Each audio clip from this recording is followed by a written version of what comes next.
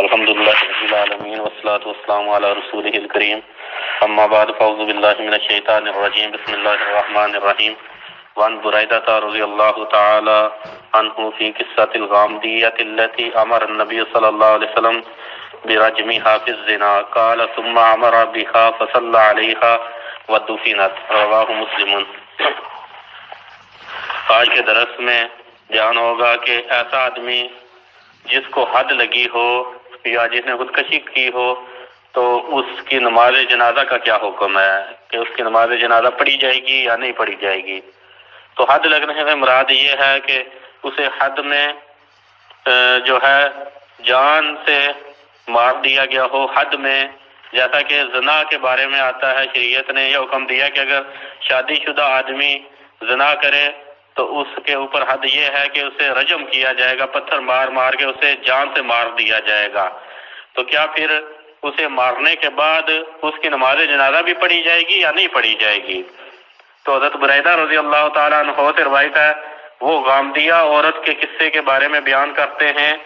یہ جو ہے یہ ایک عورت تھی، یہ معروف قبیلہ غامدیہ جو ہے اس کی عورت تھی۔ اس نے زنا کر لیا اور اللہ کے نبی صلی اللہ علیہ وسلم کے پاس خود حاضر ہو گئی۔ اسے ندامت ہوئی، شرمندگی ہوئی، اللہ سے توبہ کی۔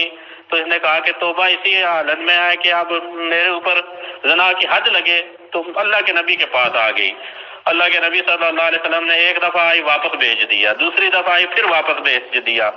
روایات کے اندر آتا ہے تیسری یا چوتھی بار آئی تو تب اللہ کے نبی صلی اللہ علیہ وسلم نے اس کے اوپر حد کا کہا، لیکن فوراً حد پھر بھی نہیں لگائی، کیونکہ اس وقت وہ حاملہ تھی۔ اللہ کے نبی صلی اللہ علیہ وسلم نے فرمایا کہ جا کے وہ آ کے کہہ رہی تھی اللہ کے نبی صلی اللہ علیہ وسلم مجھے پاک کریں، یعنی کہ مجھ سے غلطی ہوگی یا پاک کریں، مراد ہے کہ مجھے اب یہ رجم کرے تو میں پاک ہوں گی۔ تو اللہ کے نبی صلی اللہ علیہ وسلم نے فرمایا کہ چلی جا، بھی تو حاملہ ہے، غلطی تو تیری ہے، اس بچے کا کیا قصور ہے، تو چلی جا۔ وہ جب بچہ پیدا کر لیتی ہے، بچے کی پیدائش ہو جاتی ہے، تو تب پھر آتی ہے اللہ کے نبی صلی اللہ علیہ وسلم کے پاس۔ اللہ کے نبی صلی اللہ علیہ وسلم بچہ تو پیدا ہو گیا ہے، اب حد لگا دیں۔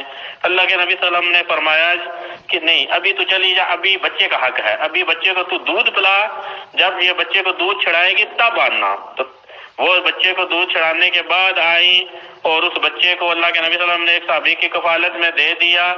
تو اس وقت اللہ کے نبی صلی اللہ علیہ وسلم نے اس عورت کے اوپر حد کا حکم دیا کہ اس کو حد لگائی جائے، یعنی کہ گڑھے کے اندر گڑھا کھود کے گڑھے کے اندر اس عورت کو ڈال کے پتھر مارے گئے۔ تو روایات کے اندر آتا خالد بن ولید رضی اللہ تعالیٰ عنہ نے پتھر مارے، تو ایک پتھر خالد بن ولید کا اس عورت کو لگا تو اس عورت کے جسم سے خون بہنے لگا، خون جو ہے وہ خالد کے اوپر گرا۔ تو خالد اس کے اوپر لان تان کرنے لگے کہ یہ ایسی گندی عورت تھی کہ یہ جاتے وقت بھی یعنی کہ اس کا خون میرے اوپر گندگی پڑی ہے، اس طرح کے الفاظ انہوں نے کہہ دیے۔ تو اللہ کے نبی صلی اللہ علیہ وسلم نے فرمایا کہ اے خالد تو ایسی بات کرتا ہے، یہ تو عورت ایسی ہے جس نے ایسی توبہ کر لی ہے کہ اگر پورے مدینے والے توبہ کر لے تو اس ایک عورت کی توبہ جو ہے ایک پورے مدینے والوں کے لیے کافی ہو، یعنی کہ پورے مدینے والے گناہ کریں تو ایک عورت جس نے اتنی توبہ کی ہے سارے مدینے والوں کے لیے کافی ہو جائے۔ تو جیسا کہ روایت کے اندر آتا ہے کہ اس عورت کو دفن بھی کیا گیا، اس کی نماز جنازہ بھی پڑھی گئی۔ تو نماز جنازہ اللہ کے نبی صلی اللہ علیہ وسلم نے جب پڑھی، صحیح مسلم کے اندر آتا ہے کہ حضرت عمر انہیں کہنے لگے، اللہ کے نبی صلی اللہ علیہ وسلم کو کہنے لگے کہ تصلی علیہا یا نبی اللہ وقت زنت، اے اللہ کے نبی آپ اس عورت کی نماز جنازہ پڑھتے ہیں، یہ زانیہ عورت کی زنا کیا تھا اس نے۔ تو اللہ کے نبی صلی اللہ علیہ وسلم نے فرمایا کہ لقد تابت توبۃ لو قسمت بین 70 من اہل المکہ لغفرت، فرمایا کہ یہ اس عورت نے ایسی توبہ کی ہے کہ اگر مدینے کے 70 آدمیوں میں یہ تقسیم کر دی جائے اس عورت کی توبہ کو تو وہ توبہ ان کے لیے کافی ہے، معاف ہوئی ہو جائے ان کے لیے۔ اور آگے اللہ کے نبی صلی اللہ علیہ وسلم نے مزید فرمایا حضرت عمر کو کہ حل وجدت توبۃ افضل من ان جادت بنفسها للہ تعالی، کہنے لگے اے عمر، اللہ کے نبی صلی اللہ علیہ وسلم کہنے لگے کہ اے عمر کیا تو نے اس سے کوئی عمدہ توبہ کبھی دیکھی ہے کہ یہ عورت جو ہے اس سے غلطی ہو گئی، خود آئی، حالانکہ کسی کو پتہ نہیں تھا کہ اس نے یہ غلطی کی ہے، لیکن اللہ کے نبی صلی اللہ علیہ وسلم کہنے لگے کہ یہ عورت خود چل کے آئی کہ اللہ کے نبی مجھ سے غلطی ہوگی، اقرار کیا، حالانکہ گواہ تو کوئی نہیں تھا۔ زنا کے اندر یہ ہے کہ 4 گواہ ہونے چاہیے یا اقرار ہونا چاہیے. حد جو ہے وہ بڑا سنگین معاملہ ہے، احتیاط والا معاملہ ہے. تو اللہ کے نبی صلی اللہ علیہ وسلم نے فرمایا کہ اس نے ایسی توبہ کی ہے کہ خود چل کے آئی ہے، تو اس کی توبہ کے اوپر جو ہے قدغن لگاتا ہے اور تو کہتا ہے کہ اے عمر کہ میں اس کی نماز جنازہ کیوں پڑھوں. تو اللہ کے نبی صلی اللہ علیہ وسلم نے خود اس کی نماز جنازہ بھی پڑھی ہے اس عورت کی. تو جس کو حد لگی ہو اس کی نماز جنازہ پڑھی جائے گی. اللہ کے نبی صلی اللہ علیہ وسلم نے خود پڑھی ہے. آگے جو ہے وہ یہ ہے کہ خودکشی کرنے والے کی نماز جنازہ کا کیا حکم ہے. حضرت جابر بن سمورہ رضی اللہ تعالیٰ عنہ کہتے ہیں کہ اوتی النبی صلی اللہ علیہ وسلم برجل قتل نفسه بمشاقص فلم يصلي علیہ. یہ بھی روایت مسلم کی ہے.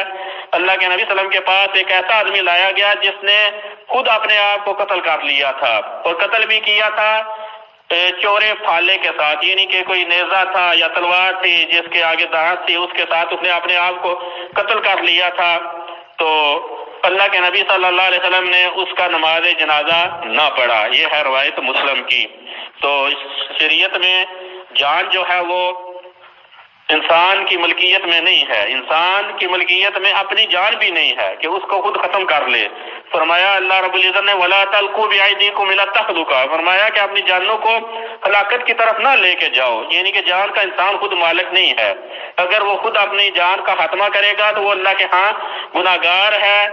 اس کے بارے میں پوچھا جائے گا، جیسا کہ روایت کے اندر آتا ہے اللہ کے نبی صلی اللہ علیہ وسلم نے فرمایا کہ جو خودکشی کرتا ہے زہر کے ساتھ، تو فرمایا کہ جہنم کی آگ میں زہر کو لے کے وہ گھونٹ گھونٹ پیے گا.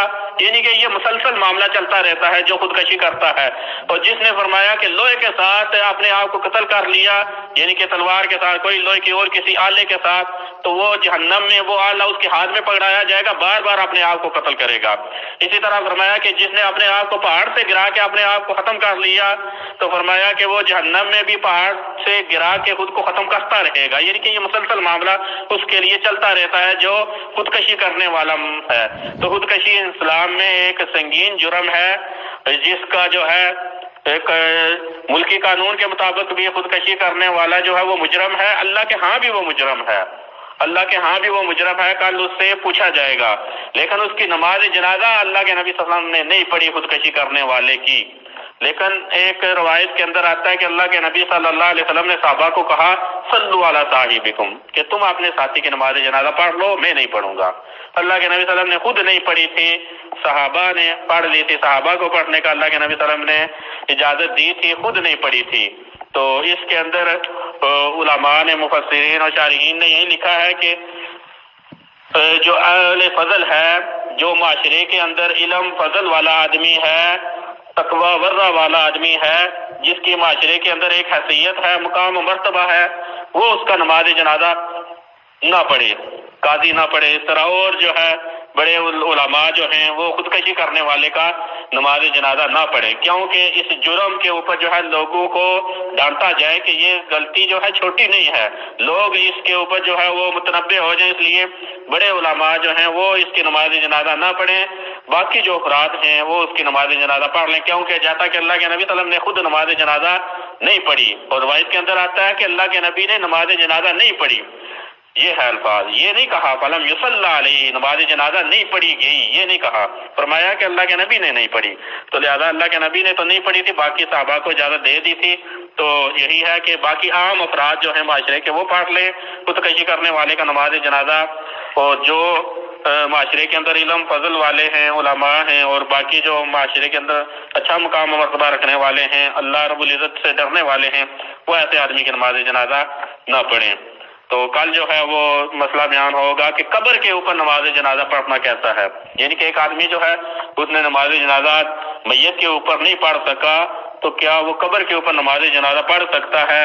یہ انشاءاللہ کل بیان ہوگا. واستغفر اللہ لی ولکم ولسائر المسلمین والمسلمات، وآخر دعوانا الحمدللہ رب العالمین.